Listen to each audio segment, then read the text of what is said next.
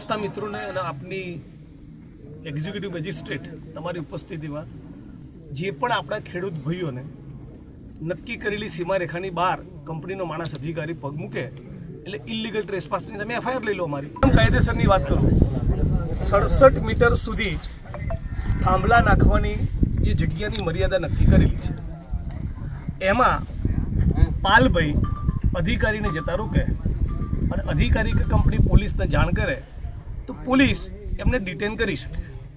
બરાબર, એ જ પ્રમાણે અમારી જમીનમાં તમે ઇલીગલ પ્રવેશ કરો તો અમે તમારી પર ગુનો દાખલ કરીશું, ફોજદારી. ઇલીગલ ટ્રેસપાસ થાય કે નહીં તમે મને માર્ગદર્શન કરો પોલીસના મિત્રોને બંને કે ના થાય. આપ એક મેજિસ્ટ્રેટ છો, આપ કહો કઈ રીતે ના થાય. એનો હું વકીલે છું. અને જિગ્નેશભાઈ આ કેસમાં તો એનાથી પડે, એને સાંભળવા પડે ને એના નામનો હુકમ કરવો પડે. આયા તો હુકમ જ નથી થયો એટલે 67 મીટર વાળી બાબત પણ આમાં લાગુ નથી પડતી. આમાં જે લખ્યું છે કે સદર વીજલાઇનની કામગીરી માટે પાવર ગ્રીડ વટામણ ટ્રાન્સમિશન લિમિટેડને જરૂર જણાય તેવા આજુબાજુના સર્વે નંબરની જમીન પરથી પસાર થવા દેવાના રહેશે. એનાથી ઉપરાંત કશું નહીં.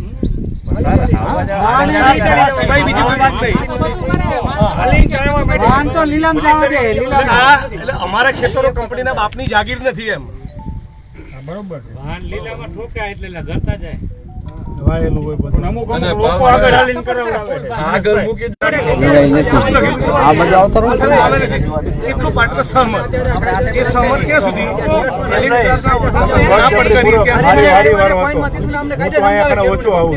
તમે એને ભી મારીને તમે તાળી મારી મંજૂરી લીધા કેમ કોઈ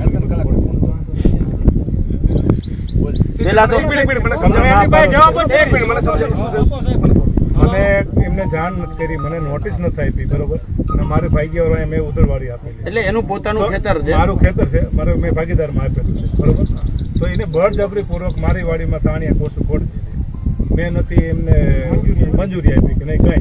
અને કહેવામાં ના પાડવામાં એવું કહેવામાં આવ્યું કોઈ બી 2 મિનિટ બોલતા નહીં, તાણિયા નાખવામાં આવશે. એક મિનિટ, કોઈ 2 મિનિટ બોલતા નહીં.